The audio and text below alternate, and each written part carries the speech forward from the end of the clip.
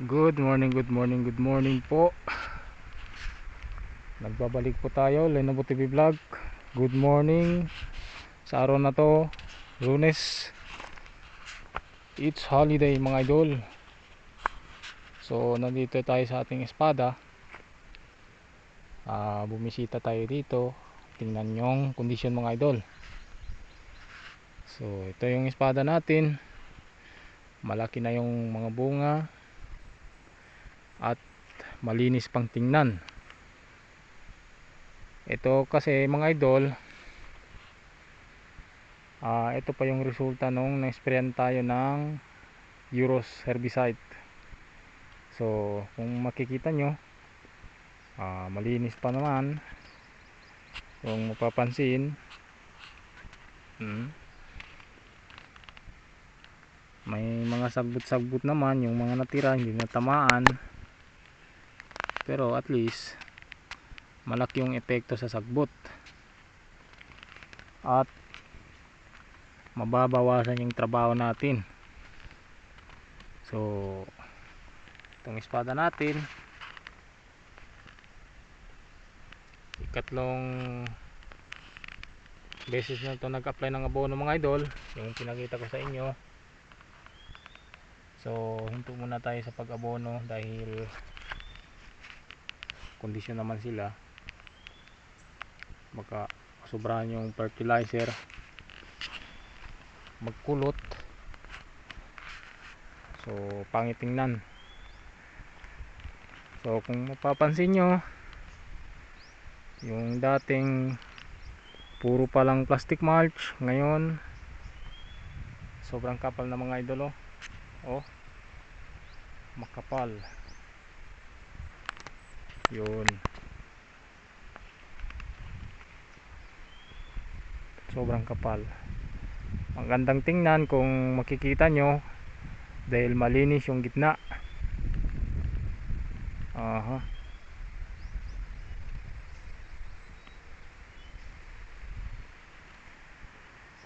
September pa yung harvest nito mga idol. Ganito pa lang yung bunga nila, oh, kalaki. September pa talaga ito mga idol. Katapusan siguro ng September mga idol, pwede na ito i-pick up.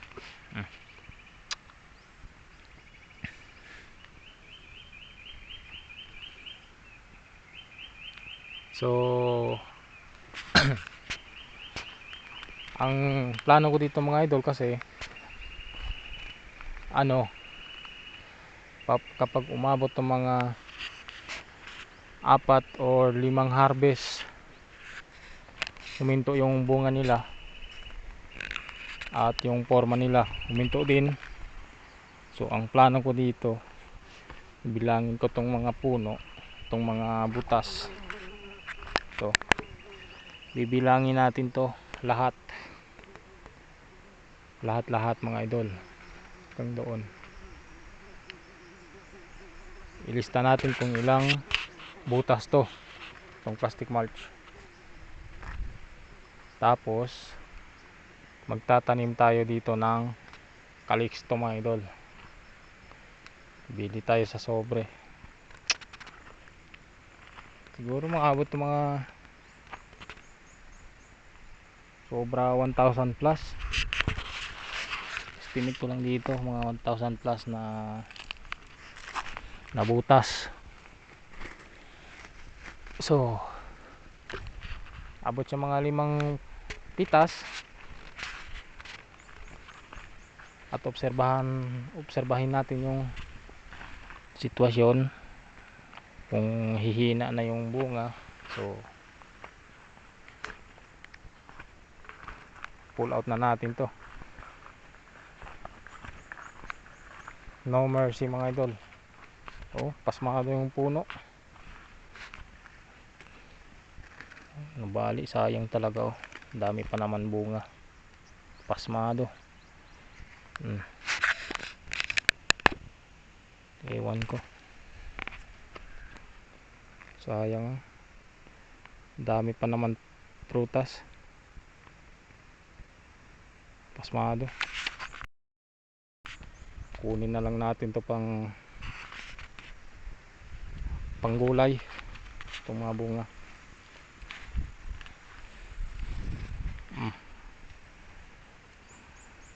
Mataba sana, kaso lang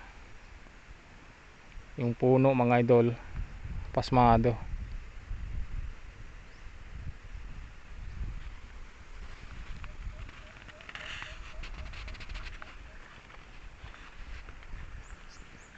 So yung kaliksto natin, ito na lang yung natira sa aking pamangkin, may bulaklak na mga idol.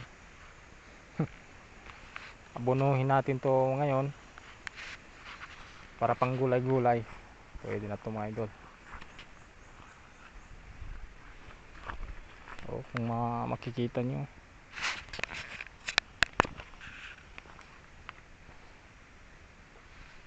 grabing taba.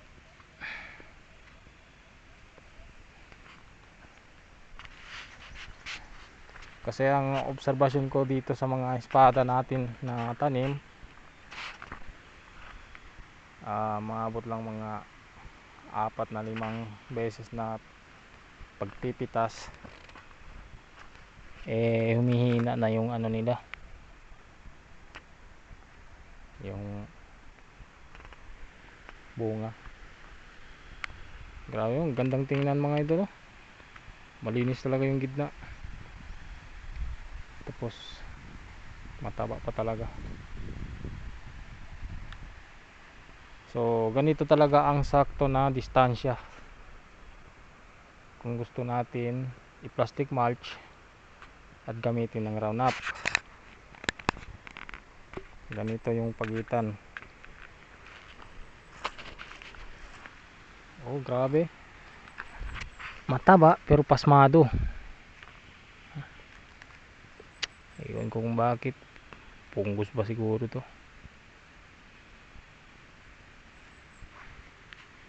Taba mga idol, oh. Dahil yung kombinasyon natin yara, ang ganda yung epekto.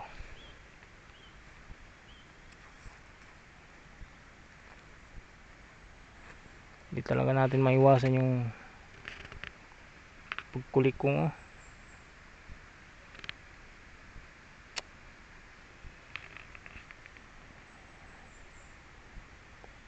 First bunga nila mga idol.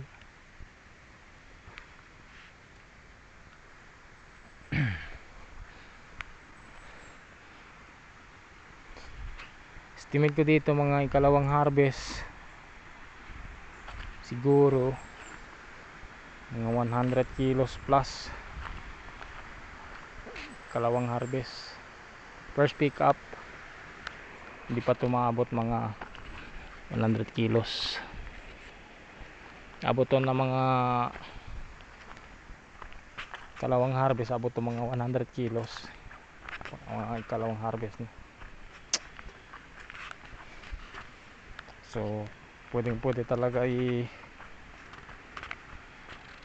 ilipat pagkatapos nito. Tanim natin ng talong, yawot na lang.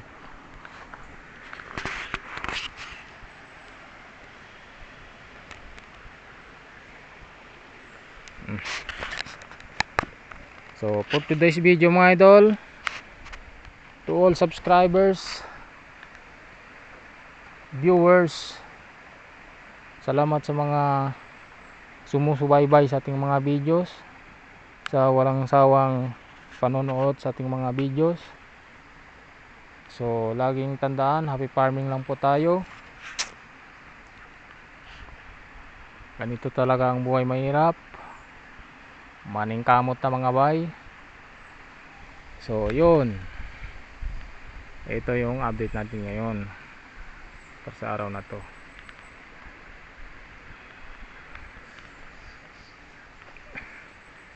Ceiling espada planters,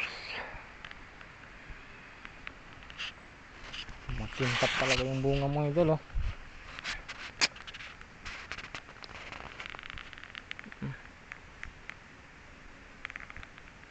Grabing haba, parang hybrid na itong at yung itong ano natin, espada, parang hybrid yung dating. Sobrang haba yung bunga, kintab. Native lang to mga idol. Yung mga bagong labas ngayon na sile, hybrid na yun. Ito kapag marunong kang mag-alaga, so maganda talaga yung kalalabasan.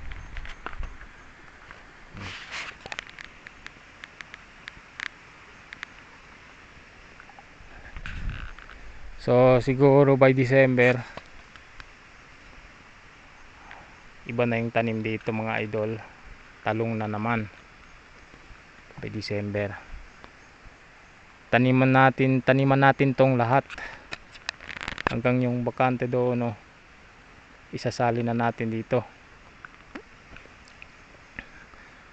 I-install na natin doon ng plastic mulch itong mga bakante para nang sa ganon ma-harvestan tayo ng talong. Siguro mga abot ng mga 200 kilo dito.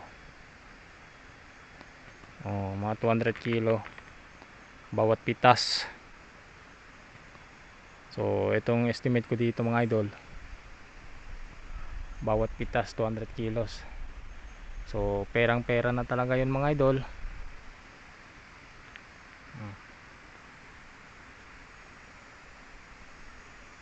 Kasi yung dyan sa taas, yung kamatis natin nandyan pa. So unahin na lang natin dito ng talong. So wag tayong susuko. Yung sa first time na tumbok tayo sa talong, sa pagpunla, wag tayong susuko. Laban lang tayo mga idol. Laban lang mga idol, mga idolo.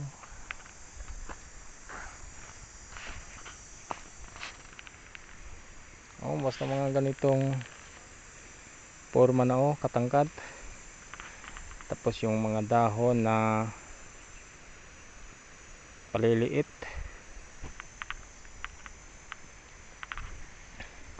abot ng mga 4 na harvest yung dahon nito.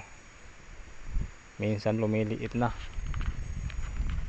So ibig sabihin kahit maintain yung pag-aabono natin, ibig sabihin nun lumalaos na mga idol. Laos, tiguwang na mga idol. So kailangan obserbahin natin talaga para follow up natin ng ibang tanim.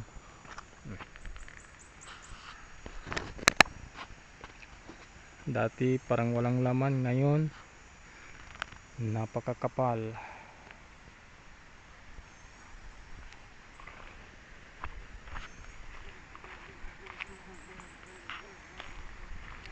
Makapal, matangkad.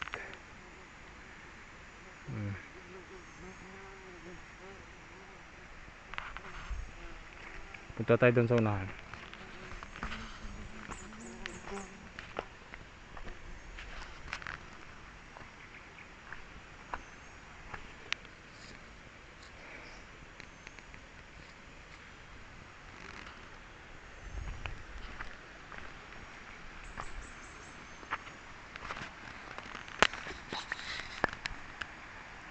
So ito yung espada natin. Hindi ito panigang mga idol. Tandaan nyo, hindi ito variety na panigang. Ito ay variety na siling bulkan. Tan!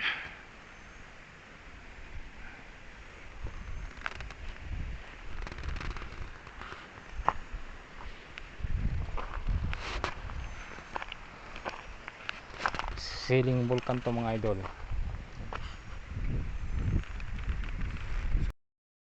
Sobrang ganda tingnan mga idol, oh. Malinis yung gitna.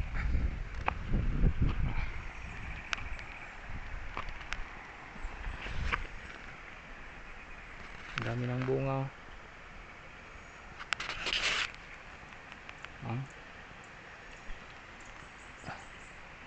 Yugyugin natin. Yung bunga.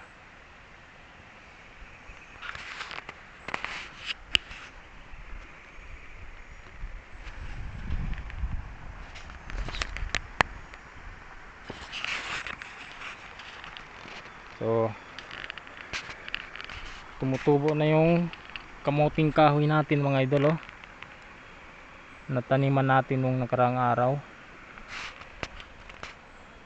May ano na, ang tawag dito, lumalabas na yung dahon. Kamuting kahoy, pang merienda ng mga pobre.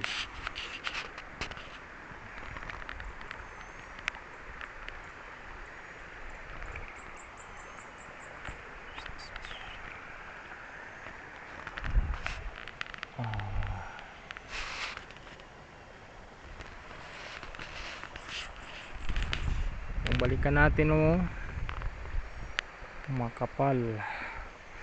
So tulad ng sinabi ko dito, isasalin na natin to dito, talong.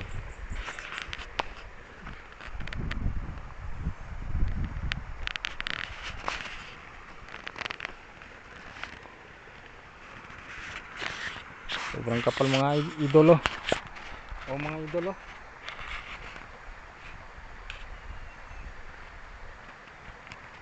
grabe, sobrang lalago.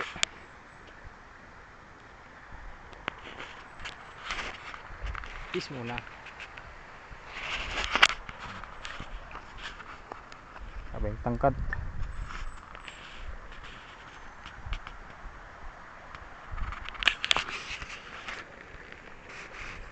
So bahala na si Batman mga idol, basta mag vlog lang tayo. Shoutout sa'yo Batman dyan. Kung sino man yung mga marites dyan, shoutout sa inyo na sumisilip dito sa pagbablog ko. Yun, halos kapareho lang yung forma mga idol.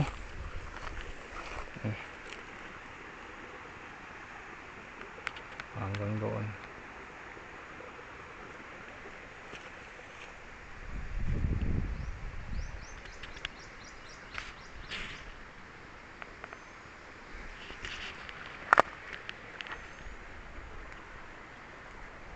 So ayun, kung dito na lang yung video natin mga idol. I love you all viewers, subscribers. Like my channel, support my channel mga idol.